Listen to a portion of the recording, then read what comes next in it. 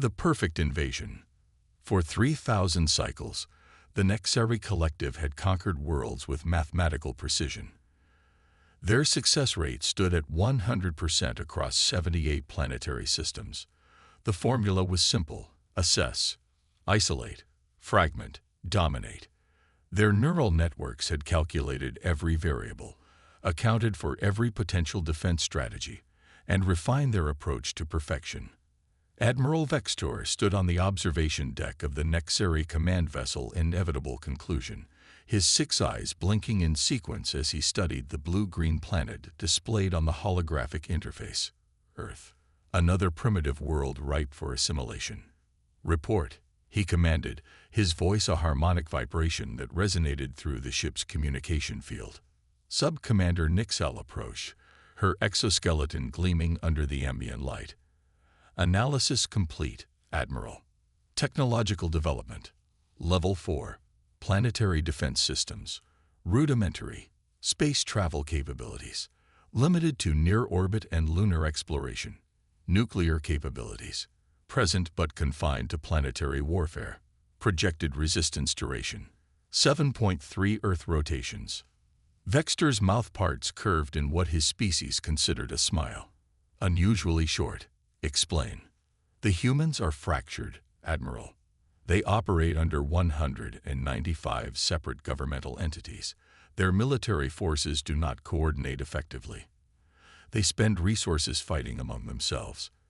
Additionally, they appear to be emotional decision-makers rather than logical ones. Emotional species are always the easiest to break," Vextor observed. "Begin standard invasion protocol. Phase 1. Communication disruption." Within minutes, the first wave of Nexari stealth units deployed from the massive ship, which remained hidden behind Earth's moon. These small, agile craft moved silently toward Earth's orbit, targeting communication satellites with surgical precision. One by one, they began to fall. On Earth, chaos erupted. Screens went dark, phone signals disappeared, internet connections failed. Governments scrambled to understand what was happening as their military communications suddenly went silent. In the Pentagon's underground crisis room, Captain Mira Chen watched as systems failed around her. At 35, she was one of the youngest officers to reach her position in strategic operations, known for thinking outside established military doctrine. "It's an EMP attack," one analyst suggested as monitors flickered and died. "No," Chen said firmly. "EMPs don't target systems selectively. This is precision work." She turned to a young lieutenant. "Get me any communication system that still works. Radio, Morse code, carrier pigeons, anything." In London, Tokyo, Moscow, Beijing, and other capitals, similar scenes unfolded. But unlike the 78 worlds before them, something unexpected happened. Humans didn't just panic. They adapted. When digital communications failed, they turned to analog. Amateur radio operators suddenly found themselves at the center of global communications. Retired military personnel dusted off old equipment. University students rigged makeshift communication relays. Vextor watched from orbit, puzzled by the readings. Why are there still communication signals? Phase 1 should have eliminated 99.7% of their ability to coordinate. Nixel studied the data. They appear to be using primitive technologies. "Admiral, methods we classified as obsolete. Our models didn't account for simultaneous use of technologies spanning their entire developmental history. Irrelevant." Vextor dismissed. "Proceed to Phase 2. Strategic strikes on military installations." The second wave of Nexari ships descended through Earth's atmosphere, targeting military bases with devastating energy weapons. Explosions bloomed across continents as barracks, airfields, and naval yards were reduced to ash. But again, the unexpected occurred. Instead of cowering, humans fought back with whatever they had. Commercial airliners became bombers. Fishing boats carried soldiers. Civilian vehicles transported weapons. The Nexari battle computers couldn't process the sheer chaos of human resistance. There was no pattern, no doctrine, no predictable response.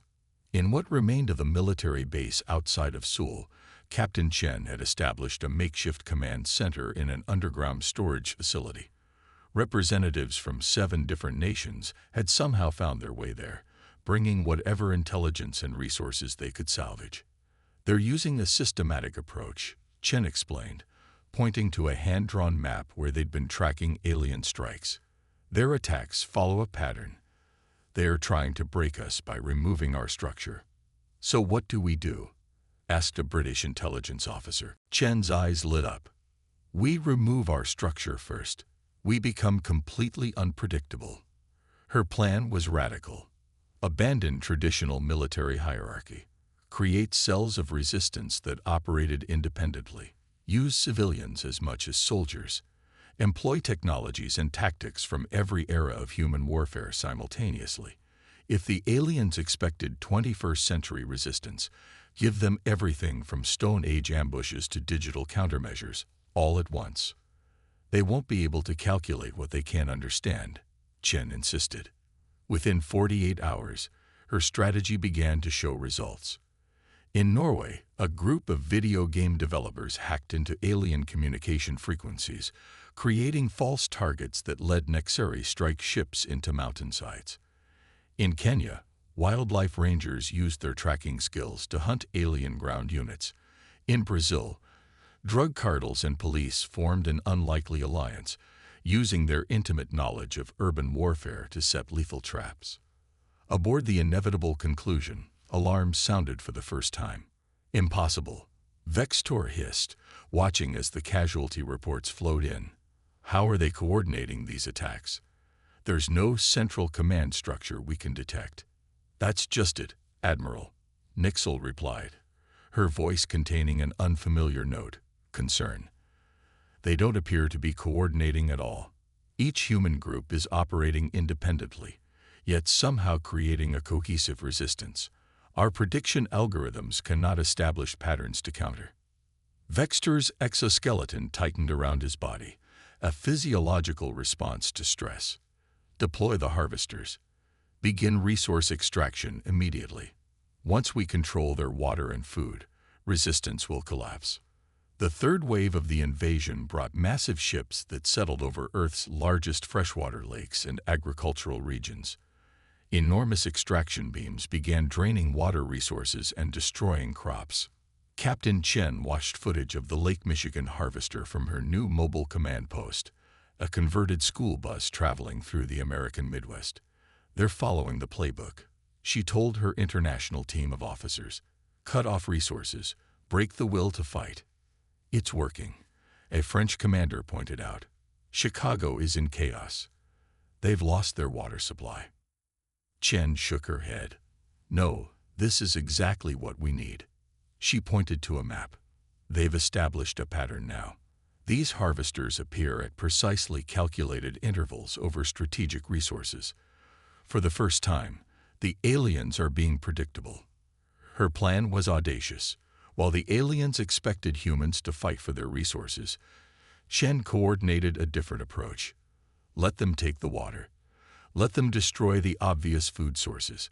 Meanwhile, she organized the first major counterattack, not to defend these resources, but to strike at the aliens when they least expected resistance.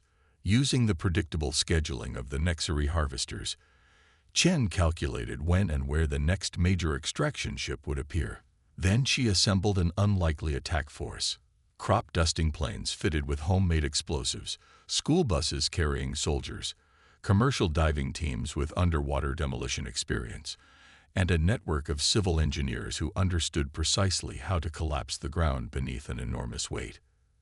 When the Nexeri harvester appeared over the Tennessee River as predicted, they expected the usual desperate defense of the water resource. Instead, they found no resistance at all. The massive ship lowered itself into position, extending its extraction apparatus into the water. That's when Chen's attack unfolded from all directions at once. Crop dusters flew suicide runs into the harvester's sensor arrays, blinding it. Busloads of soldiers equipped with anti-tank weapons fired at previously identified weak points. Engineers detonated explosives that collapsed the riverbank under one side of the harvester, destabilizing it. Divers attached explosives to underwater components. None of these tactics would have worked alone against such advanced technology. But together, implemented with chaotic human determination, they created a catastrophic cascade of failures in the Nexari vessel. The Harvester, a ship larger than an aircraft carrier, listed to one side, its extraction beams sputtering and failing.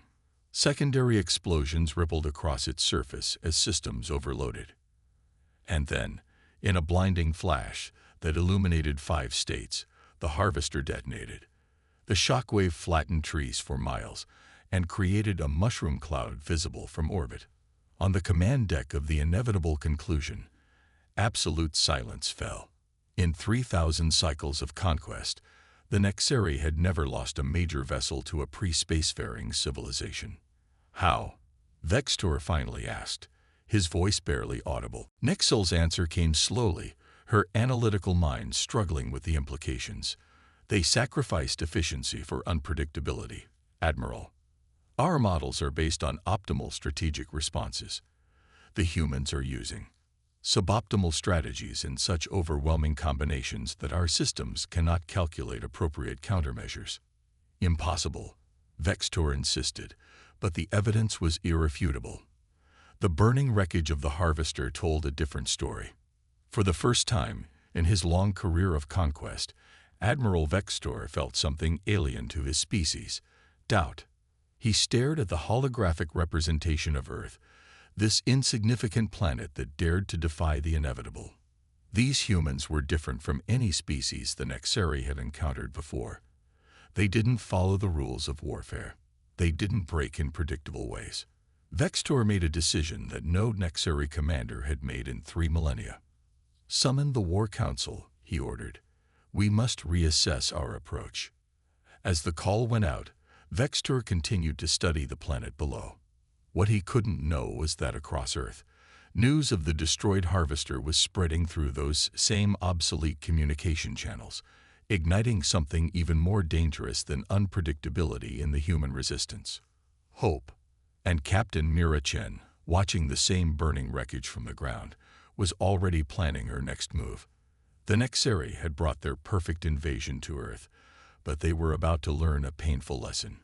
Humans weren't just another variable in their equation. They were the equation breakers, the unpredictable variable.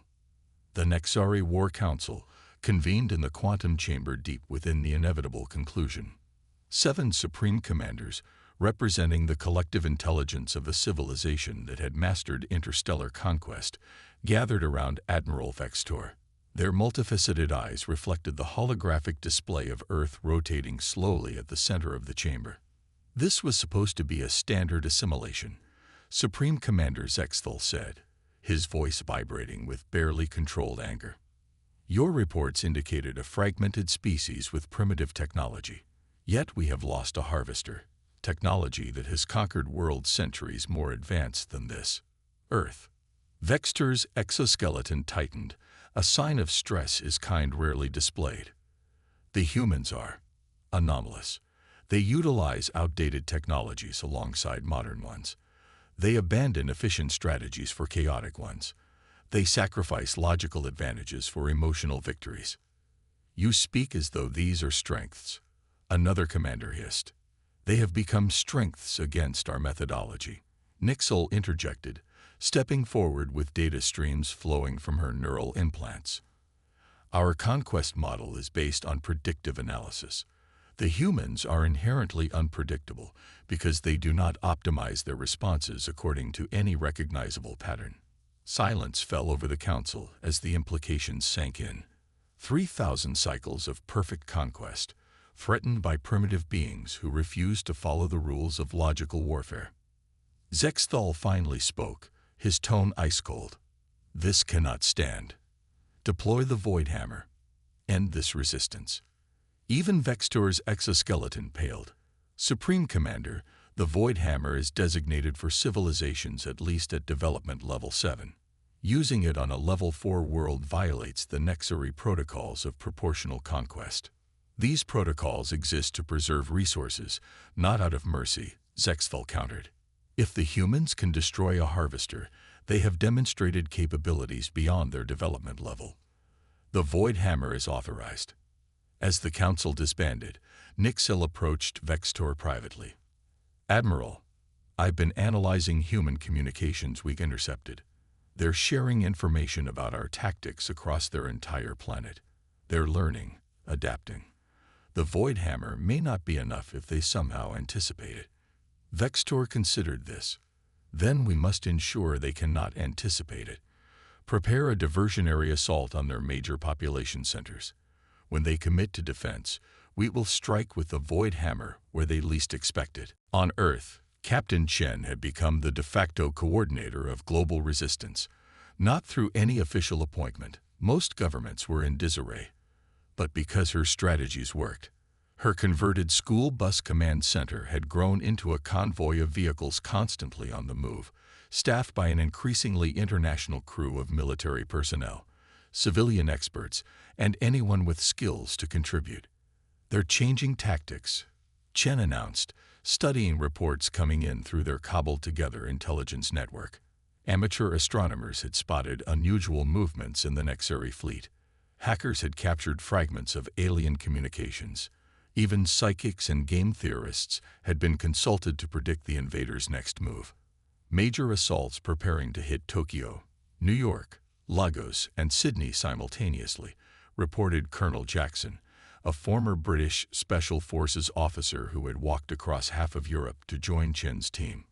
That's what they want us to see, Chen said, shaking her head. It's too obvious. The Nexari don't waste resources. These attacks are a diversion. Dr. Emma Reyes, a quantum physicist who had escaped from a research facility just ahead of an alien attack, looked up from her makeshift workstation. They're positioning something behind the moon. Something big. Our radio telescope network is picking up unusual energy signatures. Chen nodded grimly. That's their real play. We need to know what it is. I might have an answer, came a new voice. Dr. Lu Wei stepped forward, a tablet in his hands. Once China's leading xenobiologist, he now wore dirty clothes and hadn't shaved in weeks. I've been analyzing the wreckage from the harvester. Their technology operates on principles similar to our theoretical understanding of dark energy manipulation. If they're generating these energy signatures, he showed Chen the tablet, which displayed a simulation that made her blood run cold. They're going to target our magnetic field, Chen whispered. Disrupt it enough and Earth becomes uninhabitable. No need to conquer us at all. The room fell silent as the implications sank in. This wasn't just about conquest anymore. It was about extinction. Chen straightened her shoulders. We need to split our forces. Colonel Jackson, coordinate defense of the population centers. Make it look good. They need to believe we've fallen for their diversion. Dr. Rice, I need a way to get a message to every resistance cell about this new threat without the Nexari intercepting it. Dr. Liu, I need everything you can tell me about their technology's weaknesses. What are you planning? Jackson asked. Chen's eyes reflected a determination that had become characteristic of human resistance. We're going up there. If we can't stop that weapon from down here, we'll stop it from the inside. The plan that formed over the next 12 hours would have been dismissed as insanity by any military academy on Earth. It required stealing alien technology, adapting it for human use, and infiltrating the most powerful warship in the solar system with a skeleton crew of humans who had never been to space. The core of the plan centered around the one alien craft humans had managed to capture mostly intact, a small scout ship taken in an ambush by Brazilian special forces. Dr. Liu and a team of engineers had been reverse engineering its systems, learning just enough to make it operational. It won't get us to the moon, Dr. Liu explained, but if we can get high enough into orbit, we might be able to intercept one of their supply vessels and appropriate it. Chen selected her team carefully.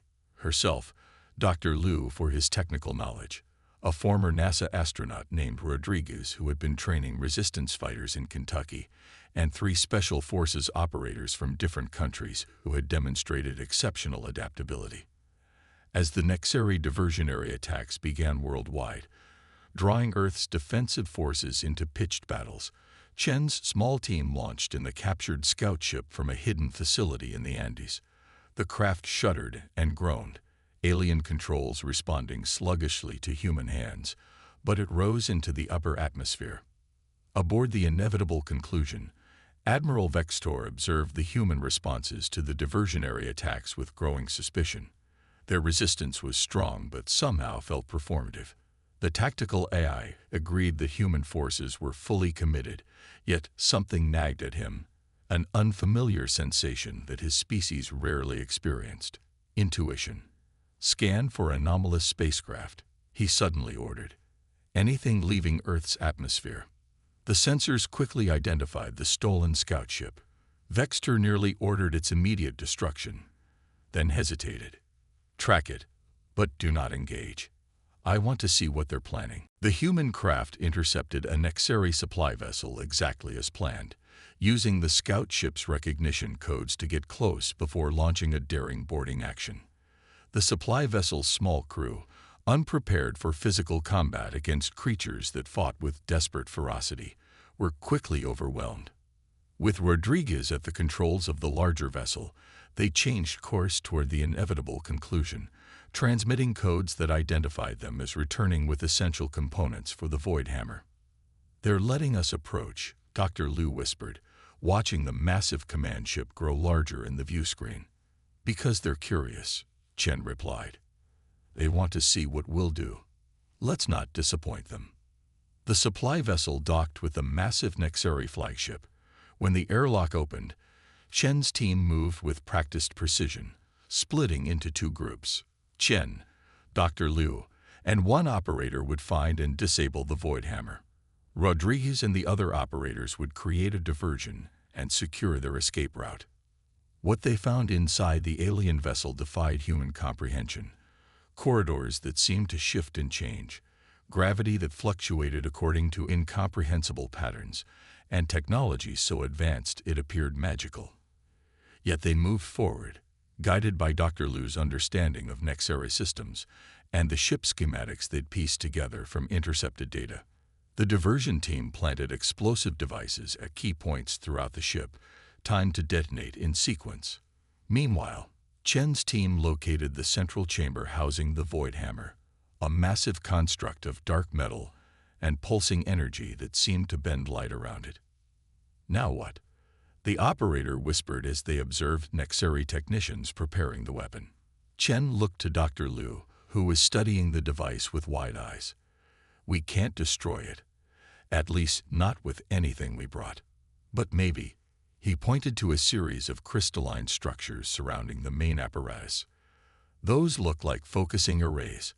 If we can misalign them, the weapon will still fire, but it won't hit Earth," Chen finished.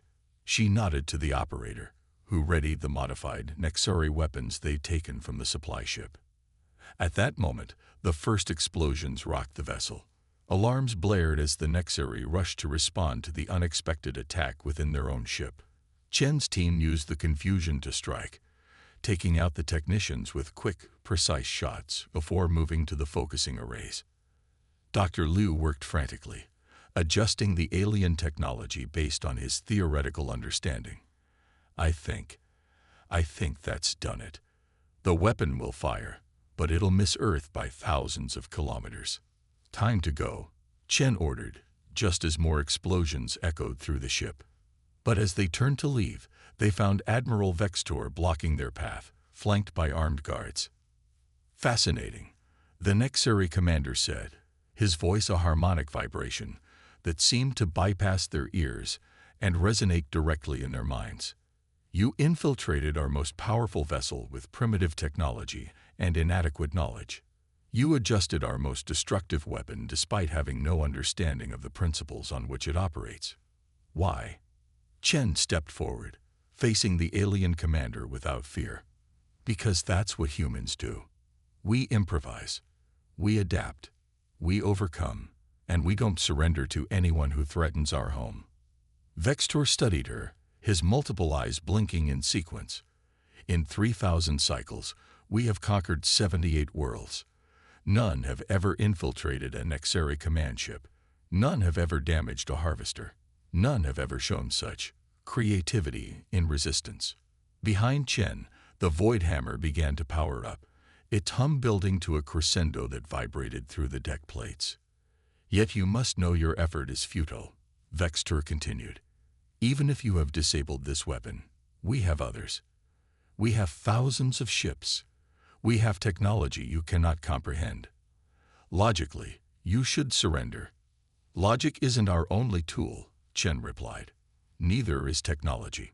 We have something your species seems to have forgotten. We have heart. We have the will to fight even when the odds are impossible. We have the courage to stand up even when we know we might fall. The Void Hammer reached full power, energy crackling around it as it prepared to fire. Chen's team tensed, ready for their final stand. Then something unexpected happened. Vextor raised a hand, and his guards lowered their weapons. You have shown us something we have not seen in millennia, the Admiral said. A species that does not break under pressure, but instead becomes stronger. A species that turns disadvantages into advantages. A species that perhaps has more to teach us than we have to take from you. With a gesture, Vextor activated a control panel. The Void Hammer's energy dissipated harmlessly into space, missing Earth by the exact margin Dr. Liu had calculated. I am curious, Vextor admitted, using a word that had not been spoken by a Nexari commander in generations. What would humanity become if not conquered? What might our species learn from yours if we observed rather than destroyed? Chen eyed him cautiously. Are you suggesting peace? I am suggesting something the Nexari have not considered since before we began our conquests. Coexistence. Study instead of subjugation. Exchange rather than extraction. The Nexari War Council would not be pleased. The conquest protocols had never been violated. But as Vextor looked at these humans, these primitive, emotional, illogical beings who had challenged the might of an interstellar empire, he recognized something his species had lost long ago. Evolution. The Nexari had perfected their approach to conquest, but in that perfection had stagnated. Humans, chaotic and unpredictable, forced adaptation and growth. Perhaps that was worth more than another conquered world. We will withdraw our forces, Vextor announced. We will observe. We will learn. And perhaps when your species reaches for the stars on your own terms, we will meet again, not as conquerors and conquered, but as, he searched for a word his kind rarely used, equals. As Chen and her team were escorted back to their captured vessel, allowed to return to Earth with news of the invasion's end, she wondered if humanity would ever fully understand how close they had come to extinction, and how their very unpredictability had saved them.